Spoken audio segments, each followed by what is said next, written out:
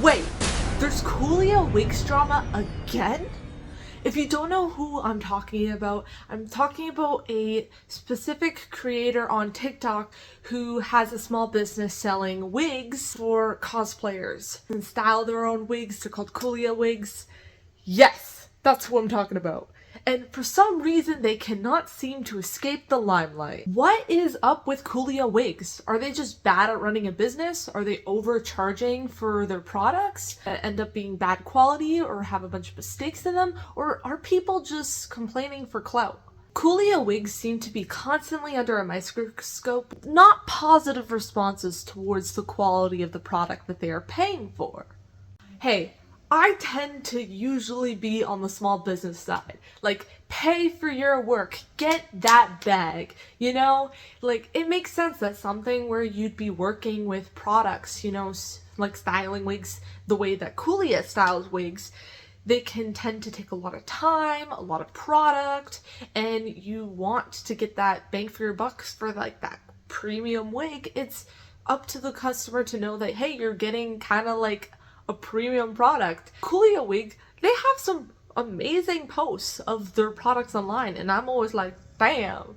But there seems to have been a lot of issues within the people who end up paying for it versus what they post on their account. I remember a while back someone purchasing a Junko wig from Koollia Wigs and then posting about how they weren't happy with the product. There was certain mistakes or it felt like they had to fix it themselves. That really does suck when you end up buying something and the quality of the product is not comparable to what you were expecting, especially when someone charges the amount that Koollia Wigs does, which I'm not saying there's anything wrong with the amount they charge, but if you end up getting a product that has certain issues with it, it makes sense. But to be fair, you also have to understand, like, shipping can be an issue. And I remember particularly with the Junko situation, like, yes, you were allowed to be upset, but Koollia Wigs did handle it pretty decently, and they were very kind and responsive in trying to communicate with them. The good news is there's no more plague! Huzzah! The bad news is there's no more London. $2,000 is way more than I'd ever spend on a cosplay wig. And yeah, I'd be absolutely incensed if it didn't come perfect. So when the customer who purchased this wig posted a few viral videos calling out Koollia, the wig maker, for an unfinished product, I was initially all in on the bandwagon. After all, for that amount of money, you're expecting a lot. Then the other ball dropped. A few days later, Koollia posted a statement with screenshots detailing how the customer approved the wig when they saw photos of the completed commission, said that they loved the wig when they received it, and then proceeded to post their million-view videos complaining about the wig's lack of airbrushing and calling out Koollia. In response, Koollia reached out to offer a partial refund to make up for their error. The cosplayer accepted. Koollia then asked if the customer could update the video's description to talk about the resolution, or if Koollia themselves could make a pinned comment on the viral videos to add context. The cosplayer refused both requests. Instead, they indicated that they would make a full YouTube video calling out Koollia even more, and if Koollia wanted to see and approve the YouTube vid, they would have to offer a sponsorship. And if the wig maker wanted any of the negative short form vids taken down, they would have to pay extra. Wow. That Junko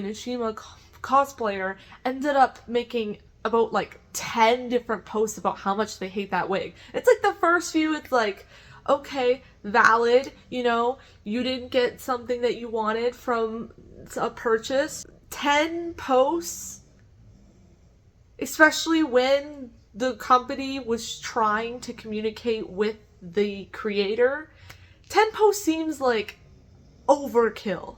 You're allowed to be upset, but also certain issues like that should be handled more privately. Or if you're upset about it, maybe not make like 10 different posts. It's a little too much. They posted about the incident on social media multiple times, and what I can only surmise was an effort to get more exposure. And then they try to downplay their reaction when Koollia posted their side of the story. If you're the cosplayer in question and you're seeing this, make no mistake, you have handled this situation horribly. Influencers like you and I have an obligation to wield our influence responsibly, especially when a video goes mega viral and can tangibly hurt someone else. Misleading millions of people is not responsible. Extortion is not responsible. Minimizing and gaslighting others is not responsible. Take down the videos, apologize for your lack of judgment, and take accountability for your actions. I am no capitalist defender, but you acted poorly. Be better.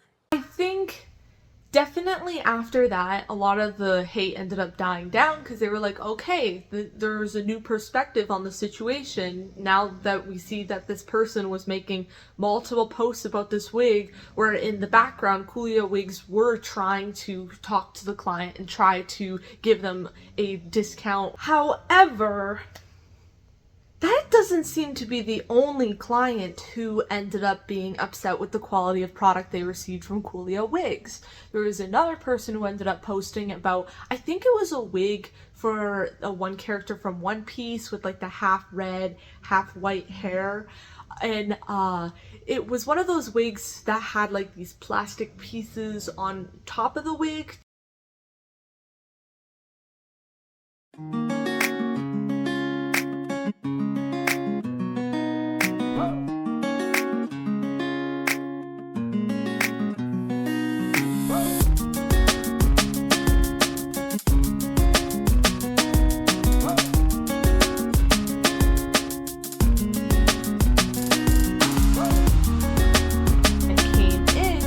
Person realized that the pieces of plastic weren't sticking to the wig and the wig was kind of falling apart in certain places. It turns out that with the measurements they asked from the client, it wasn't enough information to properly fit the helmet wig to that person's head. They only asked for one amount of measurement, which I'm sure that Koollia Wig got it correct, but it didn't end up fitting the person's head because they were missing some other form of measurement. Hi, I am Sakas. I've been a cosplayer and wig maker for about 4 to 5 years now and have 2 years of experience in customer service, so that makes me qualified to talk about this topic. First off, I want to note that humans can make mistakes, especially when it comes to their craftsmanship. In the case of Koollia, these issues could have easily been prevented had they tested their own products for durability and quality. I also want to note that Koollia is doing the absolute best they can to prevent these issues from happening again. As you can see, the Uta Wig did not fit the client's head correctly. You may think, how did that happen? Well, the only type of information surrounding the size of a client's head that they asked for is the circumference of your head. That is from the forehead to the nape all around. Just that alone is definitely not good enough to determine the exact size of a client's head. Also, the pieces of vinyl just falling off is something they could have expected, because vinyl will not stick unless you sew it in. When you are a company charging hundreds for your work and time, you are expected to know these types of things. That is what people pay you for. Since this issue has come to light, Koollia has now changed it to the correct method of using multiple ways to calculate the size of a customer's head. This brings me to the second issue, the way the disputing of the refund was handled. First off, the way Koollia approached the issue by asking the client if they put on their wig cap correctly was not disrespectful at all. But what I don't agree with is the way they handled the refund. By first saying that they would only refund about 50% is not a normal question to ask. The sizing not being correct is not the customer's fault, it was Koollia's fault, so the customer shouldn't have to pay for it. They did adjust it after the customer noted that their offer is not acceptable at all, and they are disappointed in their services. Only to say that the wig needs to be returned to receive the refund. The customer had not been made aware of this and was then sent the terms and services of Koollia Wigs. But in the terms of services, there was nothing noted on needing to return the wig to receive a refund, so that is very strange. Overall, I think this was handled incorrectly, and Koollia needs to step up and make sure their prices match their quality. That definitely looks pretty bad, especially when you are running a business. There's certain things that you are supposed to know so you don't run into those kinds of issues. Koollia does seem set to a certain extent of trying to fix their business practices to make up for all of those mistakes of those wigs that weren't fitting correctly or were falling apart, which valid. It is very respectable for someone as a business to take criticism properly and want to do better. Great. But then, oh god, that Ekko Arcane wig. When Koollia first announced that they were going to be making a wig for Ekko from Arcane, the comments basically flooded with people warning Koollia to not make this wig using rope and to make it using like actual wig hair, because if they used rope it would be really rude and off-putting. Because look at all the other qualities of the hair of other characters that Koollia made wigs for. And now look at the Ekko wig.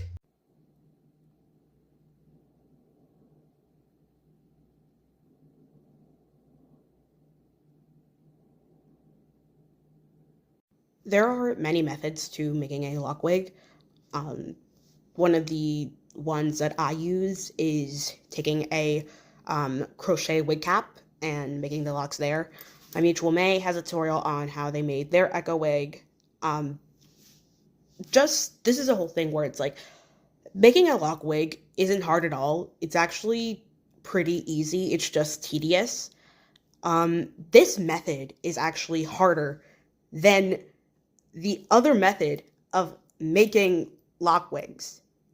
And it's just a frustrating thing, because when they previewed this wig on Instagram, my mutual May, the same person who made their Ekko wig, reached out and told them, you shouldn't do this. You shouldn't use rope to make locks. Instead of addressing it, instead of taking that consideration, they instead made this post still promoting that wig. It is very frustrating when you are making a black character, especially a wig based off a black character, and you are not listening to black people who understand the hairstyle more than you might. And I know a lot of people will say that Ekko is a fictional character. Yes, but his hairstyle is based off an actual black hairstyle. And I just wish that people would understand that, and I wish people would understand where black cosplayers and just black people are coming from when it comes to Ekko. They eventually took down that video where they posted the Arcane Ekko wig, but it's still really upsetting to see how multiple people warned them. I could understand how the hair of dark-skinned characters would be harder to make for people who have those thick curls, tight curls, hairstyles like locks or braids, specifically those black hairstyles could be a bit more harder, a bit more challenging. Fair enough. But why would you take on a more challenging character if you knew you didn't have the abilities to do it correctly? Maybe a money grab? I'm not exactly sure what the thought process was behind making that wig. I look chopped as fuck because I just woke up, but I really need to address this. This is Koollia Wigs. If you don't know who Koollia Wigs is, they unfortunately are a wig creator that has a lot of controversy behind them, especially with bad reviews from customers, but I don't want to focus on that. I want to focus on this fucking Ekko wig. If you don't know any history and such, I say right now, rope, literal rope for a lock wig is the most distasteful choice I've ever fucking seen as a wig creator myself. And if you don't know, there are synthetic locks out there. You can literally make this could be made with synthetic locks, yet it was not. This was posted on TikTok by Koollia Wigs, and there was a lot of backlash on TikTok. Yet then I looked at the comments again, and all the backlash was gone. So it kind of looked like Koollia had deleted anything that was negative about this wig, specifically on TikTok, only to replace it with positive comments, which was really weird. Not a good look on you. This specific video was then posted to Instagram, which all the comments were backlash and education. Because the videos were both deleted on Instagram and TikTok. That's what happened. Well, what was Koollia's response? Really fucking nothing. Koollia didn't make a response. They just deleted it and moved on. What the fuck? When you fuck up, and I mean really fuck up this badly, you need to address it. Running away and continuing to post like normal is not the right answer, nor the right response. People were educational, people were backlashing, and for right fucking reasons. So next time, instead of running away and continuing to post, maybe say, you know what, us at Koollia Wigs, we screwed up. Knowing that Koollia has a bad history with making wigs that are not so great and still selling them to the customer even at a point of quality that isn't exactly as good as the customer's expecting, it's starting to feel like Koollia is a bit, I don't know, maybe lazy? Maybe they knew that the quality of the wigs that they were making were not up to par with their standard and sold them to customers anyway. Or maybe they just haven't been really thinking about the customers when they're making the wigs and only really concentrating on the money they'll make from the wigs. If you want to get a wig commissioned, I think that the best bet is to stay away from Koollia Wigs right now. They do not have the best history with the quality of their wigs. Yeah, you could argue that the people who are complaining are like nitpicking, because sometimes some product qualities are going to be better than others, and Koollia does seem to be putting in the effort of trying to satisfy their customer base, which is great, very much green flags. But for now, I would genuinely suggest staying away from that company. I personally would not want to buy or purchase a certain wig if I knew I was gonna get a mixed bag, right? If I wasn't sure if it was gonna be up to par with the quality of the money I'm paying for. If you like this channel, Weebs and Weirdos, you should check out the rest of my stuff. I usually talk about cosplay or anime related content, and I am a tree, and thank you for watching. I suck at outros. Yeah.